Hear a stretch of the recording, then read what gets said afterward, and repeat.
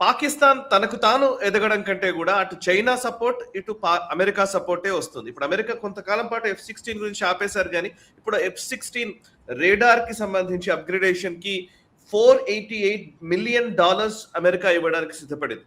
So $488 million ఇచ్చి F-16 radar upgradation కోసమని పాకిస్తాన్ కి సాయం చేస్తోంది.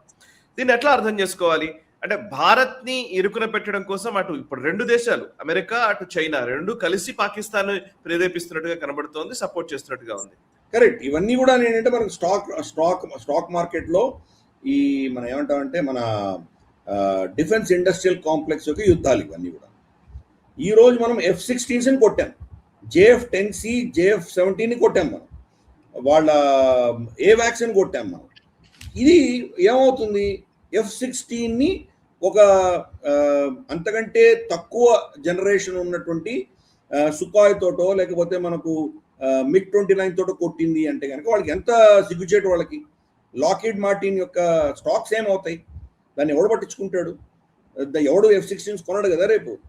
కాబట్టి అది అందరికి తెలిసిన విషయమే. కానీ ఇప్పుడు ఏం చేస్తున్నారంటే దానికి అడిషనల్ టెక్నాలజీ ఇస్తున్నారు, కొత్త రెడార్స్ పెడుతున్నారు, అంటే F-16 కెపాసిటీ పెంచుతున్నారు.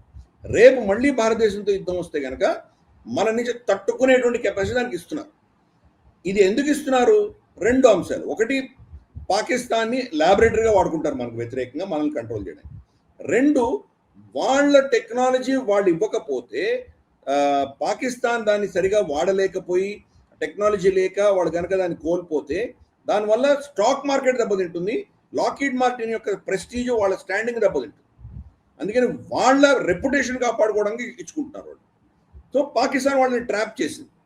ఇప్పుడు పాకిస్తాన్ కనుక రేపు అనౌన్స్ చేసిందంటే కనుక అవును భారతదేశం 4 F-16 కొట్టింది అని వాళ్ళు అనౌన్స్ చేస్తే కనుక లాక్హీడ్ మార్టిన్ పరిస్థితి ఏమవుతుంది? అది ఇప్పుడు ఉల్టా చెప్తున్నారు కదా, మన దేశంలో 6 ఎయిర్క్రాఫ్ట్ కొట్టామని చెప్పి వాళ్ళు క్లెయిమ్ చేసుకుంటుంది కదా పాకిస్తాన్.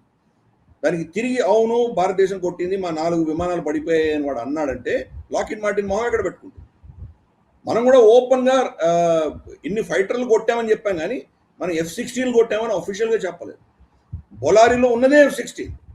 బొలారీ మనకు అందరికి కనిపిస్తుంది, అక్కడి నుంచి బాంబు పడి వాళ్ళ హ్యాంగర్ మొత్తం ధ్వంసమైంది కనిపిస్తుంది. దాంట్లో కనీసం అంటే 3 or 4 కింద పడిపోయినాయి, మొత్తం ధ్వంసం అయిపోయినాయి, దాన్ని రిపేర్ కూడా చేయలేము. కానీ మనము అఫీషియల్గా చెప్పలేదు, పాకిస్తాన్ అఫీషియల్గా చెప్పలేదు. ఎందుకు? మళ్ళీ డొనాల్డ్ ట్రంప్ వీళ్ళందరూ కలిసి మన మీద ఎటువంటి కవింపు చర్యలు, ఎటువంటి కుట్రపూరితమైనటువంటి చర్యలు చేస్తారో మనకు తెలియదు. ఇదంతా కూడాను ఒక stock market based defence industrial complex యొక్క యుద్ధం కింద మనం భావించాలి. అందుకని ఈరోజు పాకిస్తాన్కి $488 మిలియన్ ఇచ్చి దాన్ని అప్గ్రేడ్ చేస్తున్నారు. సరే, మన శత్రువు అప్గ్రేడ్ అవుతాడు, దాన్ని ఆపలేం మనం. అమెరికా మీద ఒత్తిడి తీసుకొచ్చినా మాత్రం అమెరికా వింటుందా? వాడి ఇష్టం, ఎవడు కావాలంటే వాడికి ఇస్తాడు. వాడు టెర్రరిస్టులందరికీ వాళ్ళే పైసలు ఇచ్చారు కదా, హమాస్ను వాళ్ళే తయారు చేశారు, ఐసిస్కి ఒక గతంలో ఫండింగ్ ఇచ్చారు, ఇప్పుడు కూడా ఐసిస్ ఖొరాసాన్ ప్రావిన్స్ వాళ్ళే ఇస్తున్నారు. కాబట్టి టెర్రరిస్టులు వాళ్ళే తయారు చేస్తారు, మళ్ళీ అదే టెర్రరిస్ట్ వాళ్ళని వచ్చి చంపుతారు. సో ఇది అమెరికా హిస్టరీలోనే ఉంది కాబట్టి పెద్ద దాని గురించి పట్టించుకోకర్లేదు. ముజాహిద్దీన్ అన్నారు, అదే ముజాహిద్దీన్ తాలిబాన్ అయింది, ముజాహిద్దీన్కి వీళ్ళే ఫండింగ్ ఇచ్చారు. సో అందుకని దాన్ని ఏం చేస్తాం, ఇప్పుడు పాకిస్తాన్ వాళ్ళు పాలు పెట్టి పోషిస్తున్నారు ఆ పాముకి, మళ్ళీ పాకిస్తాన్ అదే పాము వెళ్ళి మళ్ళీ అమెరికానే కాటేస్తుంది, అయినా వాళ్ళకి బుద్ధి రాదు. అందుకే అమెరికా షార్ట్ టర్మ్ 4 సంవత్సరాల నుండి ఎక్కువ ఆలోచన చేయలేరు. వాళ్ళ ప్రెసిడెంట్ 4 సంవత్సరాలు ఉంటాడు కాబట్టి అంత దాటి ఆలోచన చేసే వాళ్ళకు ఆ టైం లేదు, స్పేస్ లేదు. వాళ్ళకి లాంగ్ టర్మ్ విజన్ అనేది వాళ్ళకి లేదు. సరే, మనం వీఆర్ రెడీ ఫర్ ఇట్. అలాగే చైనా కూడా ఇస్తోంది, HQ-19 కొత్త సిరీస్ ఆఫ్ రెడార్స్ అన్ని పాకిస్తాన్కి ఇస్తాం. So Pakistan is a testing ground, ఒక ల్యాబొరేటరీ లాంటిది రెండు దేశాలకి.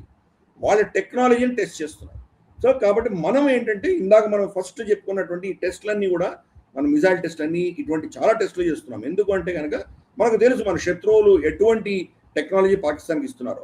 ఆ పాకిస్తాన్కి ఇస్తున్న టెక్నాలజీని కౌంటర్ చేయడానికి దానికంటే సుపీరియర్ టెక్నాలజీ కావడం కోసం మనం ఇవి చేస్తున్నాము. మన దగ్గర లేనివి ఆఫ్ కోర్స్ మనం ఫ్రాన్స్ నుంచో, ఇజ్రాయెల్ నుంచో, రష్యా నుంచో తెచ్చుకుంటున్నాము.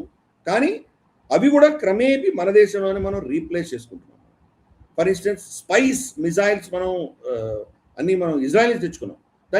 దానికి ప్రత్యామ్నాయాలు మన దేశంలో ఆల్రెడీ తయారు చేసుకుంటున్నాం.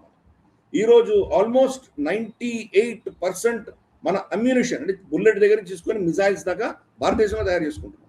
క్రమేపీ వీఆర్ షిఫ్టింగ్, ఆత్మనిర్భరత పెంచుకుంటున్నాం. కాబట్టి ఈ టెక్నాలజీస్ అన్నీ వస్తాయని తెలుసు, మనల్ని కౌంటర్ చేయడానికి మనకు వ్యతిరేకంగా పాకిస్తాన్ ల్యాబొరేటరీగా వాడుకుంటారని తెలుసు. మనం పాకిస్తాన్తో యుద్ధం చేయట్లేదు, వీళ్ళ టెక్నాలజీస్ వీళ్ళ స్టాక్ మార్కెట్స్తో యుద్ధం చేస్తున్నాం అనే విషయం మనకు తెలుసు. దానికి మనం సిద్ధంగా ఉన్నాం. ఈ వీడియో మీకు నచ్చినట్టయితే లైక్ చేయండి, 10 మందికి షేర్ చేయండి. అలాగే కామెంట్ల రూపంలో మీ అభిప్రాయాలను మాతో పంచుకోండి. Nationalist hub group of channels ను సబ్స్క్రైబ్ చేసుకుని తెలుగునాట జాతీయవాద జర్నలిజాన్ని ప్రోత్సహించండి. ఈ వీడియో కింద ఉన్న బెల్ ఐకాన్ పై క్లిక్ చేయడం మర్చిపోవద్దు.